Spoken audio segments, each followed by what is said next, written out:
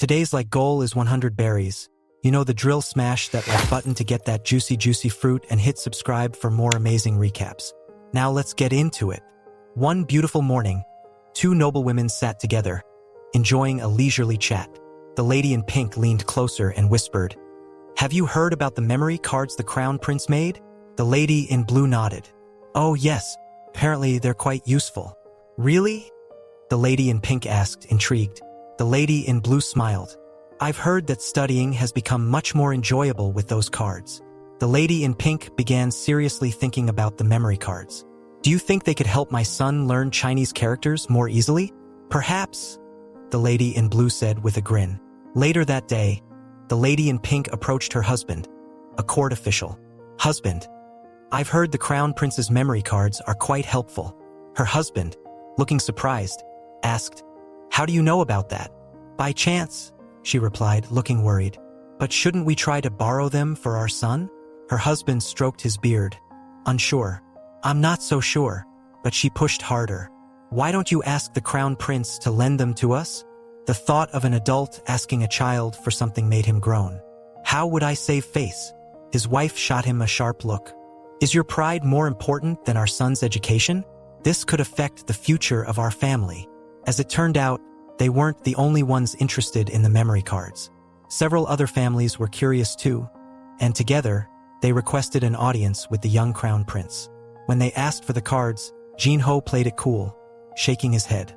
"Those cards were made for my younger brothers." The officials, desperate, pleaded, "Please, sell them to us. Price is no issue." Jinho sighed, pretending to give in. "If you really want them that badly, I suppose I have no choice." He held up 3 fingers. 3 sol, 159 kg of white rice. The price left the officials stunned. "What?" one of them stammered. 159 kilograms of rice? Jinho smiled, completely unbothered. "Yes, 159 kilograms. It's not that much, really." He explained, "Part of the cost covers the materials. Another portion goes to the national treasury, and the rest is for my personal use." One official, looking confused, asked, "Your personal use? What for?" "Books," Jinho said matter-of-factly. "Books aren't cheap, you know." The officials exchanged glances before one of them finally caved. "Fine, I'll buy them. My wife's been nagging me about this anyway." With one official taking the lead, the rest followed eagerly. "I'll buy them too." Jinho grinned, satisfied. "All right then, it's a deal." Now that the money was flowing, Jinho was pleased. "I can finally get what I need," he thought. But there was another matter weighing on his mind, his father's health. Later, in the emperor's private quarters, a meal was being served. The emperor, eyeing the roasted meat in front of him, was about to dig in when a loud voice interrupted. "Father!" Startled, the emperor dropped his chopsticks. Jinho stormed in, looking serious. "Are you eating nothing but meat again?" Annoyed, the emperor grumbled, "What does this brat want now?" Inside the chamber, they began their usual back and forth. "Even a dog would be angry if its meal got interrupted," the emperor growled. "But eating healthy is key to staying strong." Jinho fired back. Outside, the eunuchs exchanged worried glances. "Should we intervene?" one whispered. "Let's wait for His Majesty's order," another replied. Back at the table, the emperor slammed the table in frustration. "What did you say about my meal? Not healthy? Look at it." He gestured to the dishes: roasted chicken, charred pork, and stir-fried beef. "It's all meat." Jinho frowned, picking up the plates. "Exactly, it's all meat. Where are the vegetables?" The emperor, caught off guard, stammered. This brat. This had become a regular argument. Ever since Jinho started obsessing over his father's diet, he'd sneak into the emperor's chambers with books in hand, lecturing him on balanced meals. Too much salt. Redo this dish. Less meat. He even began giving instructions to the kitchen staff. At every meal, Jinho would sit next to his father, nagging about the dangers of an unhealthy diet. Too much meat thickens your blood. Thick blood stresses your body. And when your body is stressed, what happens? It affects your health. And if you're not healthy, how can you run the nation?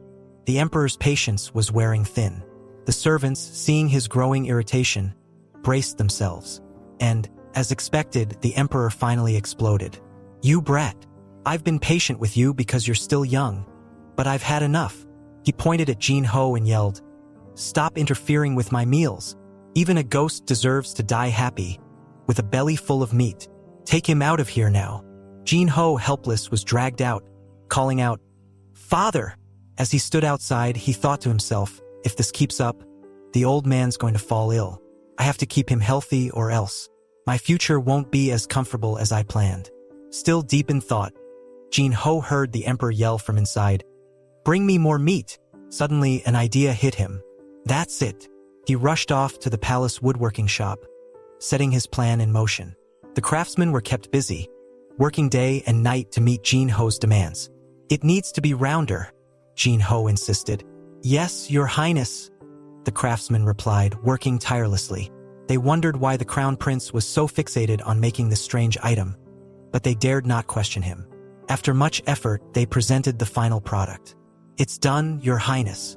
Jin-ho tested it, but it broke with just a little pressure. Furious, he shouted, "No, make it stronger. Do it again." Days later, Jin-ho appeared before the emperor and the court officials, holding his new creation. The emperor sighed. "What now?" Jin-ho approached with a grin. "Father, I made this for your health." He held up his creation. "It's a jump rope." The emperor squinted at it. "A jump rope? How is this supposed to help my health?" Jin-ho smiled. "This is part of my grand plan to keep you fit." With great enthusiasm, Jin-ho explained the benefits of his new invention, demonstrating how to use it in front of the entire court. He jumped up and down with the rope, his breath quickening as he finished. "That's how you do it?" The emperor, still confused, asked. "And how exactly is this supposed to make me healthier?" Jin-ho beamed. "Trust me, father, once you try it, you'll see. Isn't it just regular jumping? Are you saying this will make me healthier?" The emperor asked, his brow furrowed. Jin-ho, ready to defend his invention, held up an English book. "Yes, father. According to Western scholars, people who sit around too much often have weaker lower bodies. But," he added with a sly grin, lowering his voice conspiratorially, "it says here that jumping rope strengthens your legs." The court officials perked up as Jin-ho leaned in closer, throwing in a bit of mystery. "And there's another benefit." The officials hung on his every word. Jin-ho feigned innocence, playing the part of the clueless child. "It's good for men," he said, struggling to explain further. "But I'm not sure how to put it into words." Bullseye. The moment he hinted at that other benefit, the atmosphere in the room shifted. Men who had been uninterested now sat forward, listening intently, including the emperor. "Is that true?" the emperor asked, suddenly serious. Jin-ho nodded enthusiastically. "Yes, father. I'm sure of it." The emperor seemed conflicted. "It looks odd, but it doesn't seem that different from regular jumping." He paused, thinking about the hinted benefit. "And you're saying it's good for that?" Jin-ho nodded again, pointing to the bell hanging around his neck. "Yes, father. Just follow the rhythm of the bell." The emperor, still unsure, called out to a servant. "Steward." An elderly man stepped forward, bowing. "Yes, Your Highness?" Jin-ho removed the bell and handed it to the steward. "Put this on the emperor. When father jumps, you count 100 jumps, according to the sound of the bell." The steward respectfully replied, "Understood." With a more emotional tone, Jin-ho said, "Father, I want you to live a long and healthy life." The emperor couldn't refuse. He reluctantly moved to an open area in the courtyard to practice. Jin-ho, delighted, said, "Father, let me tie the bell on you." The emperor looked incredulous. "Do I really have to wear this?" "Yes, father. You need it to keep the rhythm," Jin-ho explained as he tied the bell around his father's neck. The emperor hesitated. "But this makes me look a bit like a pig, doesn't it?" Jin-ho, not having considered that, burst into laughter, so much so that he spat out his drink. The emperor, now irritated, asked, "What are you laughing at?" "Nothing at all, father." "All right, let's begin," Jin-ho said, struggling to suppress his laughter. The emperor, still unsure, swung the rope and attempted a few jumps.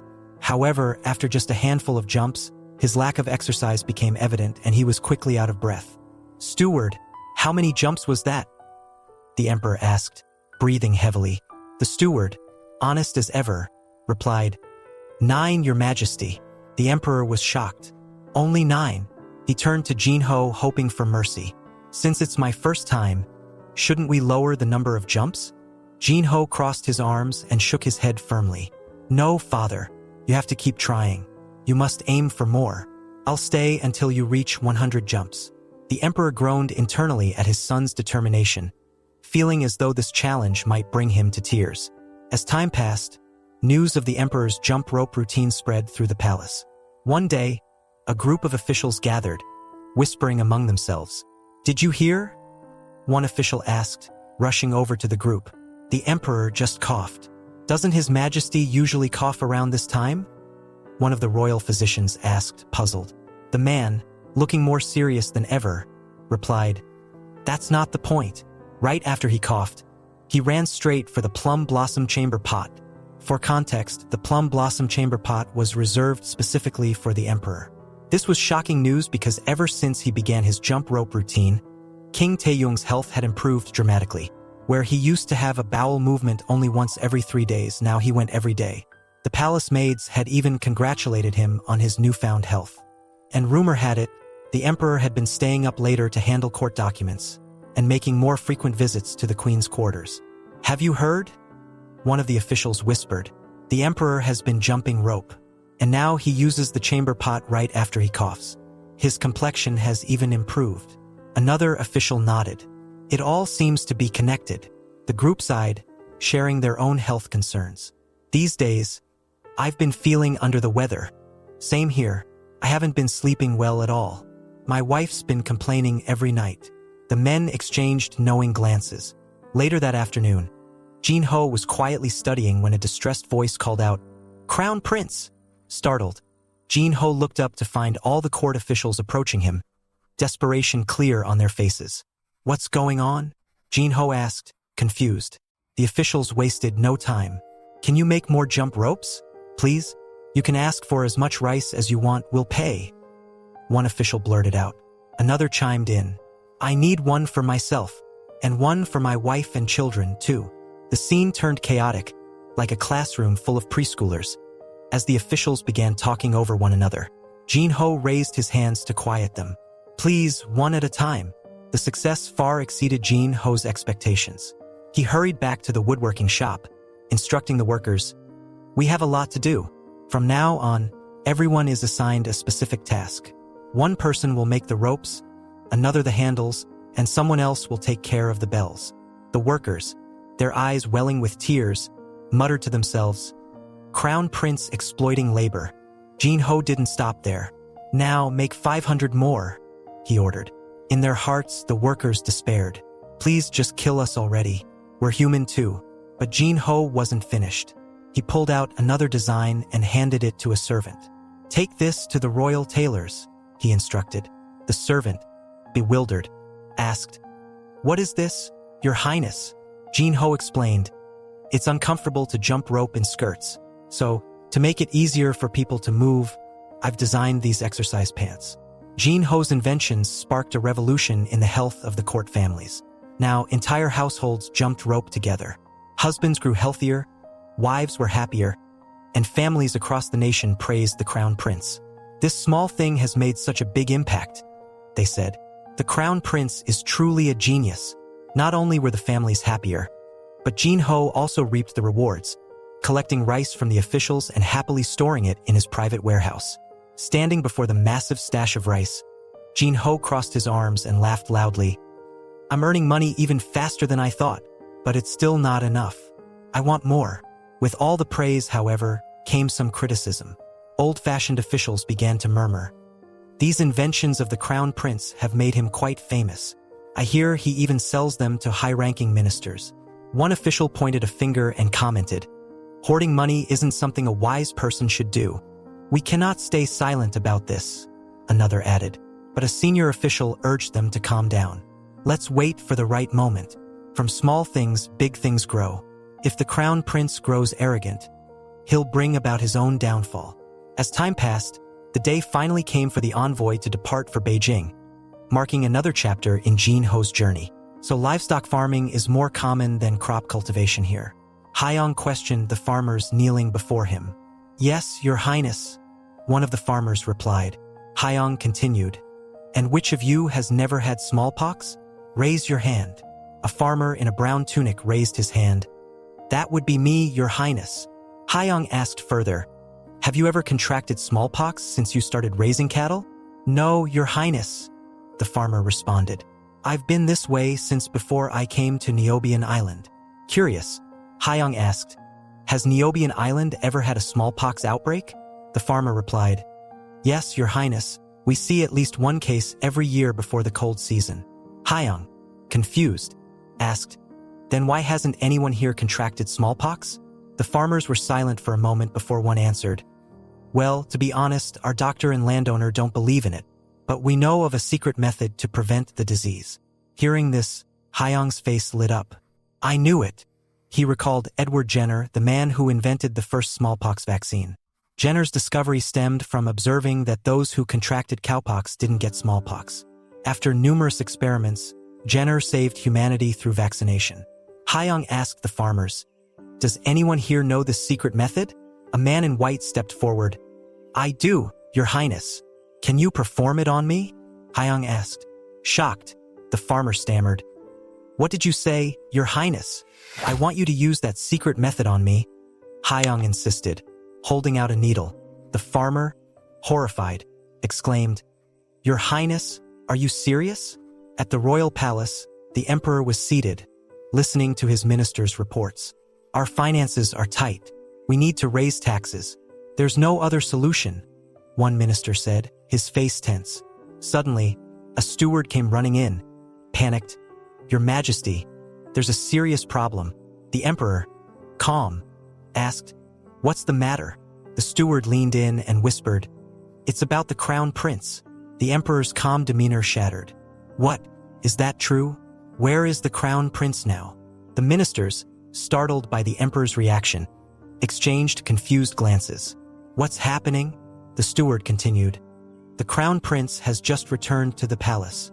Immediately, the emperor rushed out in panic. Hyang! Hyang! He shouted as he ran through the halls. Seeing the emperor's urgency, the ministers hurriedly followed. Hyang! Where are you? The emperor called. Finally, he spotted Hyang in the distance and ran over, shouting, Hyang!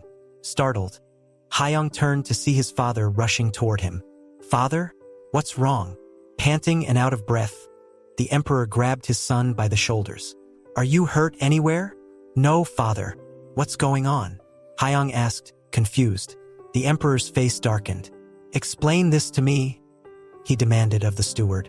The steward stammered nervously. Your Majesty, I only repeated what Eunuch O said. The emperor barked. Eunuch O, what is going on? Eunuch O dropped to his knees. Your Majesty, I swear I didn't lie. Are you mocking me? The emperor shouted. At that moment, Hyang spoke up. Father, it's about Niobian Island. Niobian Island? The emperor asked, confused. Hyang explained. It's just a misunderstanding. I found a way to fight smallpox. The emperor recognized the name of the disease. Smallpox? Yes, father. I inoculated myself with smallpox pustules from a cow, Hyang said proudly. Upon hearing this, the emperor's face turned white. You did what? Unable to process the shock, the emperor fainted. Father, wake up, Hyang cried, while the ministers hurried to help. After the shock, the emperor finally regained consciousness, staring at Hyang in disbelief. You injected cow pus into your body? Yes, father, Hyang replied calmly. Still in shock, the emperor asked, Do you even know what pus is? Hyang laughed and answered, Yes, father. It's the ooze from the cow's wounds. The emperor, trying to contain his fury, asked, So this procedure it's only on your skin, right? No, father. I used a needle to inject it into my body, Hyang responded bluntly. The emperor, now livid, grabbed Hyang by the shoulders. You reckless child. Just because it's written in a book doesn't mean you blindly follow it. Father, I'm fine. An experienced person performed the procedure on me, Hyang explained. The emperor, astonished, asked, Who? Hyang pointed. Him. The terrified farmer bowed deeply. The emperor, incredulous, asked, A cattle herder? Yes, father, Hyung replied. He knows how to prevent smallpox. It's been passed down for generations. King Sejong, still incredulous, asked, You used yourself as a test subject? Yes, father. There's no nobility or commonness when it comes to life and death. If I can prove this works, we can save the nation, Hyung said with determination. King Sejong, moved by Hyung's words, stood silently for a moment. He sighed, deep in thought. This child, will he be a blessing or a curse for this kingdom? Afterward, the emperor ordered, Guards, take this man to prison. If anything happens to the crown prince, his life will be forfeit. But if he speaks the truth, he will be rewarded. Meanwhile, the Grand Inspector was speaking with the royal astronomer. Did you hear? The crown prince injected himself with cow pus to fight smallpox. Lytron, the astronomer, replied, It sounds unbelievable, but if it's the crown prince, he must have his reasons. At that moment, the crown prince was lying in bed, burning with a fever. Yet he insisted, I'm fine. One servant angrily muttered, That cattle herder is responsible for this. In the prison, the warden yelled at the farmer, You endangered the crown prince. Confused, the farmer calmly explained, The fever will pass in 5 days. After 10 days, he will recover completely. Indeed, after 10 days, Hyung recovered fully. Later, Hyung proudly stood before the emperor. Look, father, I've overcome smallpox. Still skeptical, the emperor replied, I need more proof. Let me go to a place where smallpox is spreading, and I'll prove it works, Hyung suggested. But the emperor immediately refused. No, absolutely not, King Sejong replied firmly. But Hyung pressed on. Then how about this, father? Let's use this method to treat people in areas where smallpox outbreaks are occurring. I'm confident that once the treatment is properly explained, those who receive it will be cured. Suddenly, the Grand Inspector interrupted. We cannot proceed with this, Your Highness. This might just be a coincidence. Furthermore, isn't the Crown Prince's method essentially forcing people to undergo this treatment? Hyung remained silent for a moment before replying calmly. Grand Inspector, this is what So ID-do and his family have been doing for decades. How can you call this a coincidence? And since we're planning to accept voluntary participation, there's no element of force here. He continued, Everything in this world advances through trials and experiments. If we don't overcome our fear of failure, what will become of our kingdom? Hearing this, the court fell silent. The Grand Inspector clicked his tongue in frustration but said nothing more. Following Hyung's suggestion, the areas most affected by smallpox outbreaks were prioritized, and the treatment began. Those most afraid of smallpox eagerly volunteered, and soon the effectiveness of the method became apparent. Alongside the vaccination campaign, King Sejong ordered a population census to further verify the method's success. When the results were confirmed, King Sejong allowed the treatment to spread throughout the kingdom. One day, while Hyung was walking, he heard a familiar voice call out, Hyung, look, do you know what this is? It was his sister, Hyung Soo. It's Soo Goa, traditional Korean sweets, Hyung responded. Hyung Soo smiled. Correct. To reward you, I'll perform a little show with these. She wasn't particularly skilled at playing instruments, but Hyung endured, listening patiently. She teased, You shouldn't sit around studying all the time. You need to appreciate the arts. Have you gained a little weight recently? Before Hyung could respond, someone came to fetch her. Princess, it's time to go. Hyung Soo waved goodbye. See you later, Hyung. Watching his sister's happy figure walking away, Hyung smiled and thought, Still, it's good to see her healthy, sister. With the smallpox issue mostly resolved, Hyung turned his attention to policy planning. He organized medical records into a book summarizing traditional Korean remedies and agricultural techniques. He even proposed drawing new maps and writing another book on farming methods suited to Joseon's climate. His proposals touched various fields, earning him the nickname the Sleepless Road of the Six Ministries due to his relentless work. Night had fallen, and King Sejong, gazing at the starry sky, was lost in thought. He dismissed his guards, saying, Don't follow me anymore. I want to have a private conversation with my son. As Sejong approached Hyung's quarters, he noticed the lamps were still lit. A court official stepped forward and reported, Your Majesty, the Crown Prince often stays up until 1 a.m., sometimes even 3 a.m. So young, and working so hard? The emperor mused. Inside Hyung's quarters, the crown prince was deep in his studies when he heard the announcement of his father's arrival. He quickly put down his pen to greet him. "Father, what brings you here so late?" Hyung asked. "I noticed your lights were still on, so I came by. What are you working on so late?" Sejong inquired. "I'm reading a book, father," Hyung answered. "Is it a Western book? What's it about?" The emperor asked, curious. "It's called The Art of Alchemy. It's about turning metals like iron or lead into gold using various methods," Hyung explained. The emperor stroked his chin. "Turning iron into gold? Is that possible?" Hyung admitted. "Unfortunately, according to the book, it's not. But alchemy laid the foundation for modern chemistry through its experiments." Intrigued, King Sejong asked, "Let me see that book." Hyung handed him the book, and Sejong skimmed through it, remarking, "I was curious about what Western writing looks like." A few hours later, Hyung was stifling yawns, ready to sleep, but Sejong remained engrossed in the book, studying the Western letters. "Father, aren't you tired? You're so focused," Hyung asked. The emperor, still captivated, commented on the letters. Western script is fascinating. Hyung couldn't quite see the appeal, but his father called him over, pointing to the text. "See? Based on how this word appears in different places, it seems like it refers to the subject of the sentence. Look at how the letters change depending on their arrangement." Hyung thought, this man is a genius. No, a monster. He's figured out Latin structure in just a short time. "Isn't that right, Hyung?" the emperor asked, snapping Hyung out of his thoughts. "Yes, father, that's correct," Hyung replied. The emperor continued, "These Western letters are so different from Chinese characters. They look alike, but their meaning shifts based on arrangement. It makes me wonder, what if we created a writing system specifically for joseon?" Hyung's eyes widened in surprise.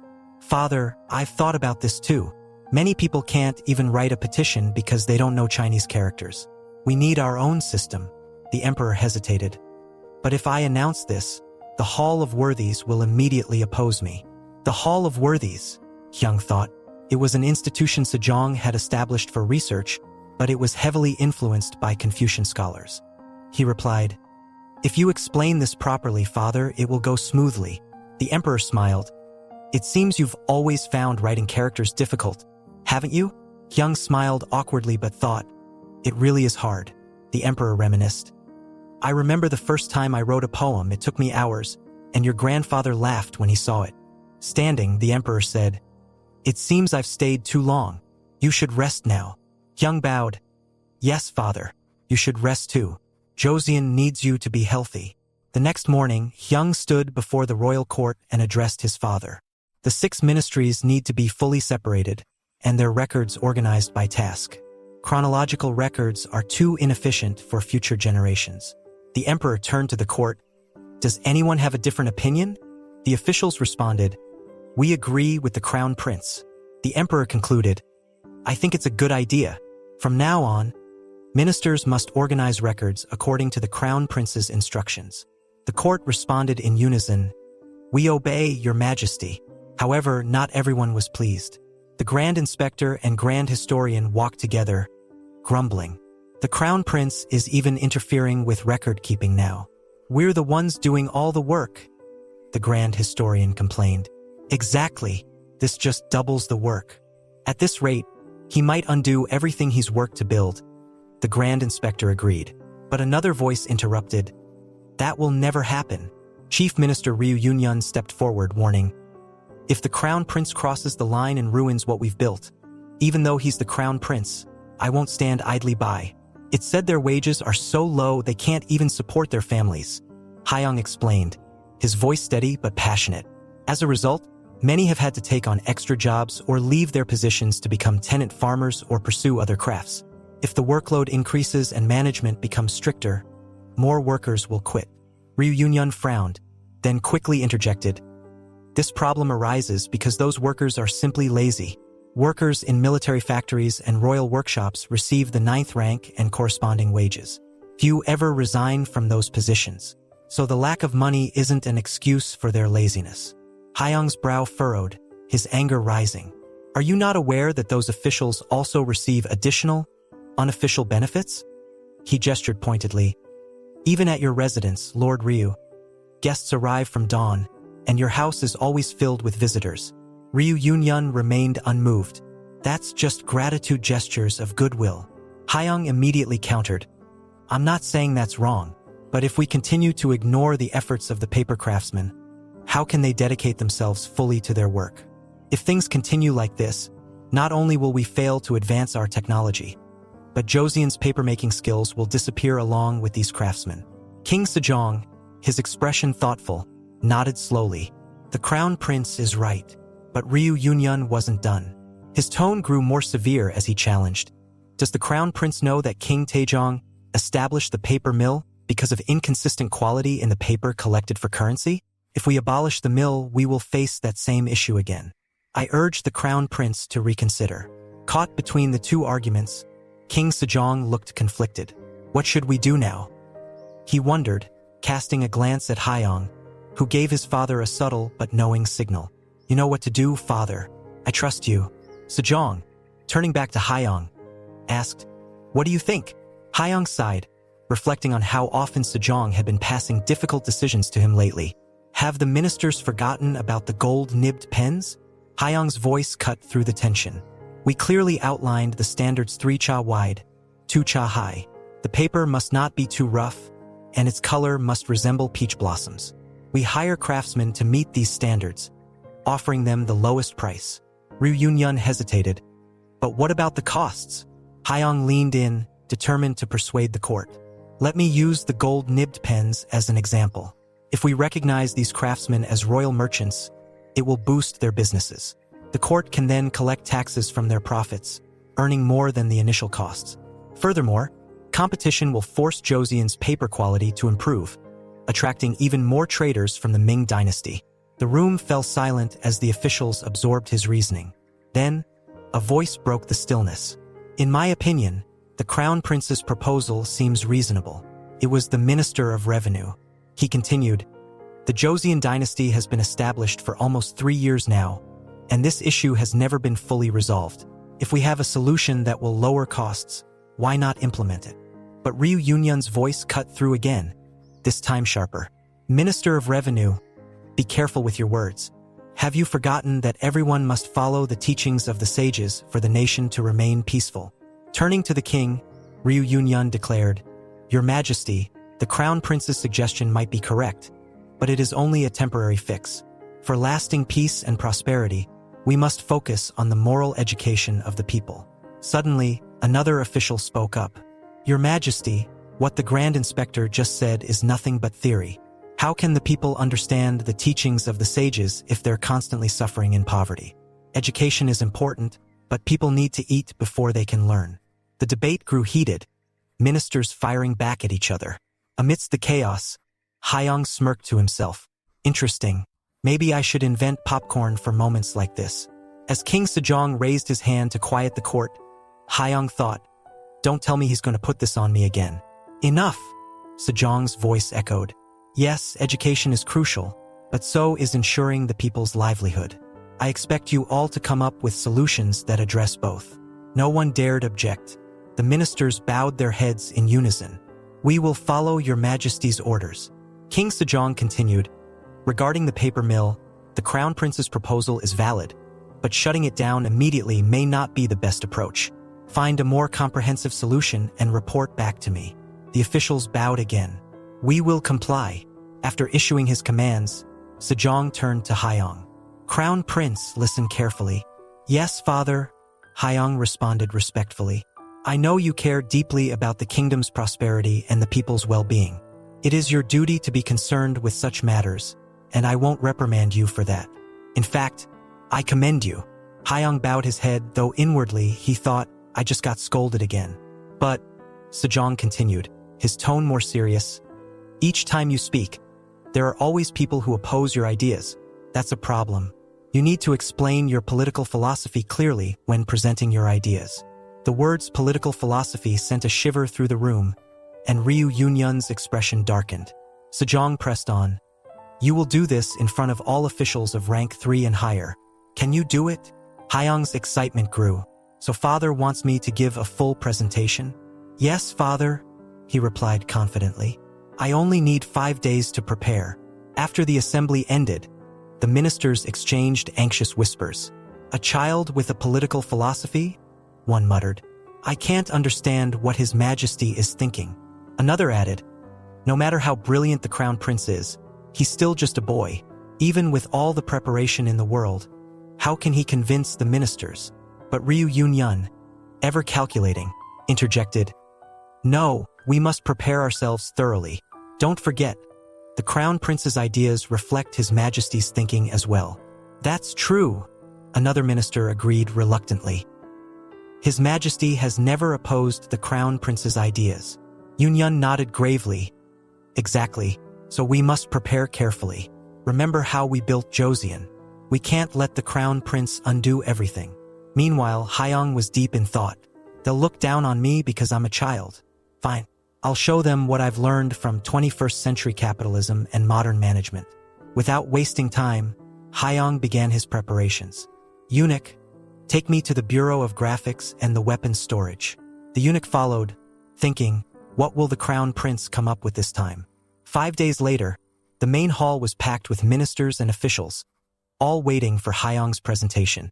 Some muttered among themselves, wondering why they had been called for this. Others were dismissive, thinking it was a waste of time.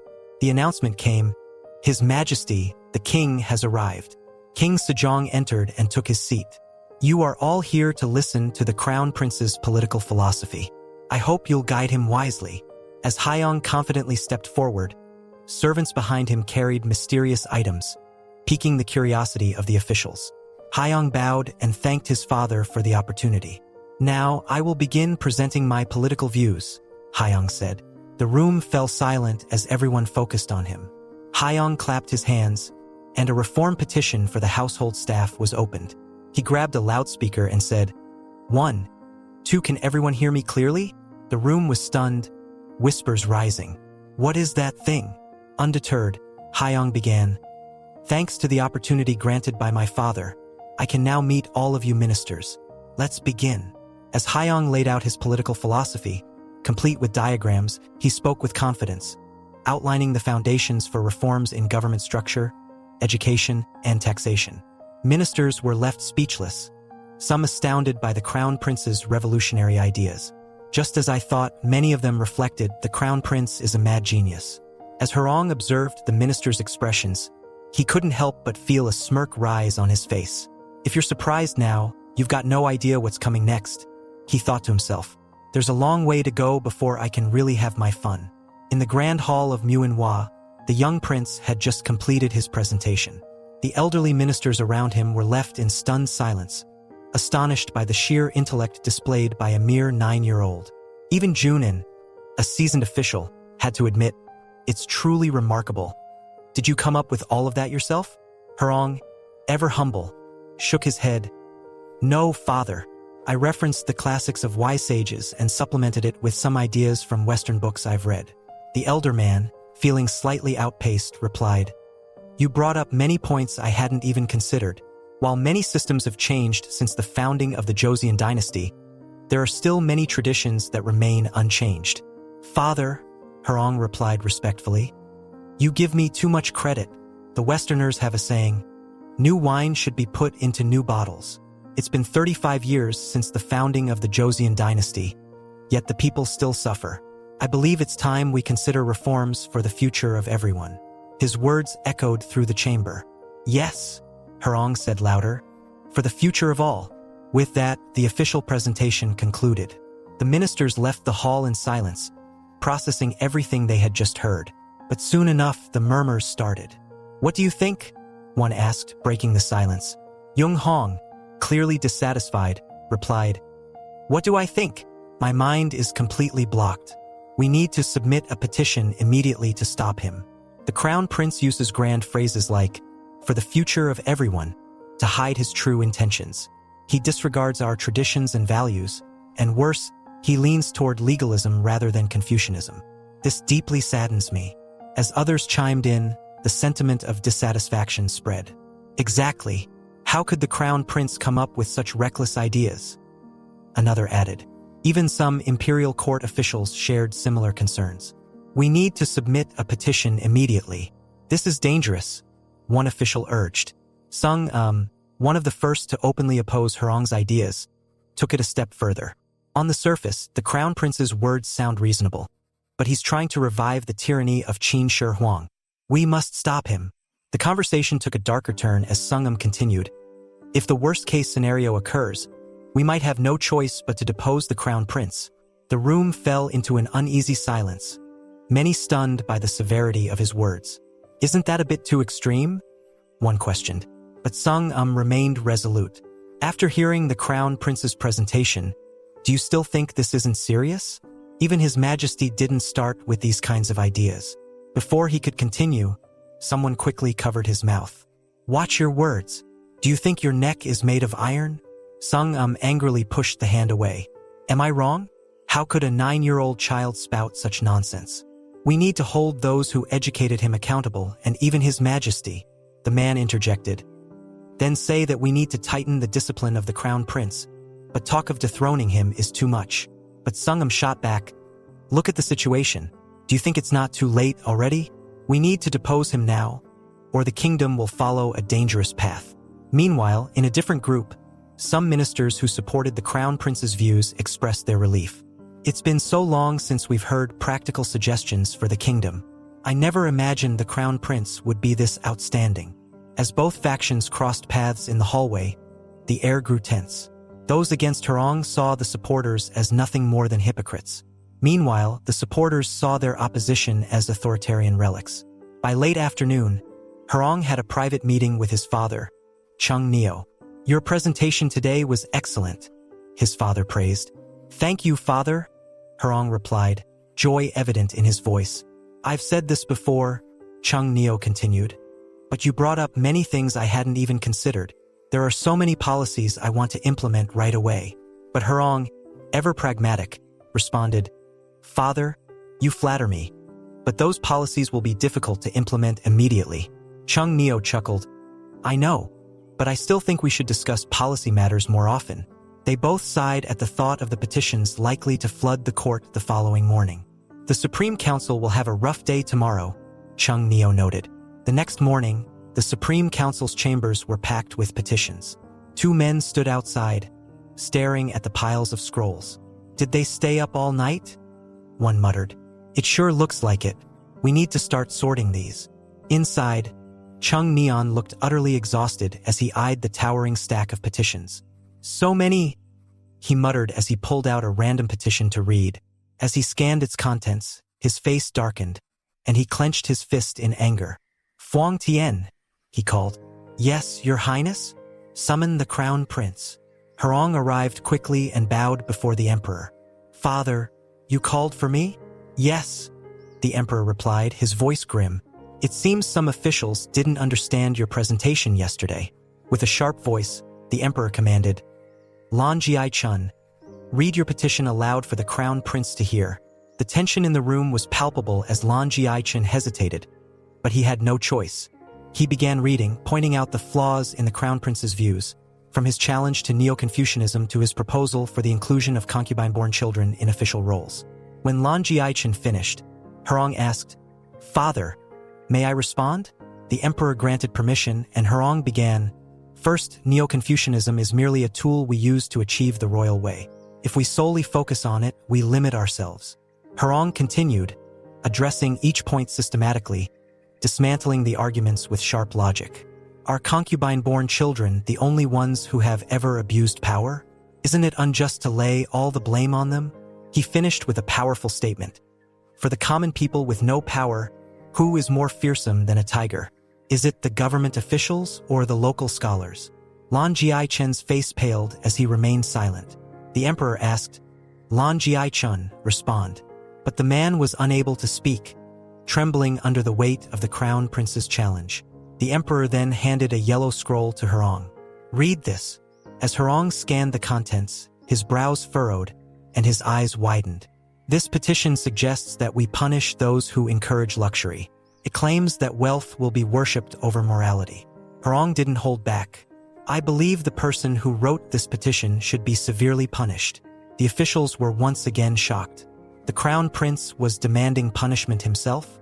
Hurong continued his rebuttal, defending his position and lambasting the false claims in the petition. This isn't honest counsel. It's a deliberate attempt to deceive.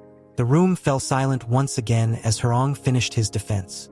The emperor, now satisfied, concluded, "As for the punishment, I will decide it carefully."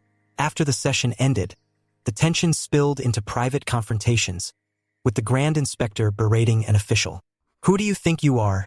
suggesting we depose the crown prince.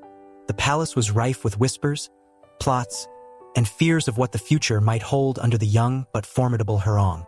Thanks for watching Dofi Squad and comment Ito Ito for part 3.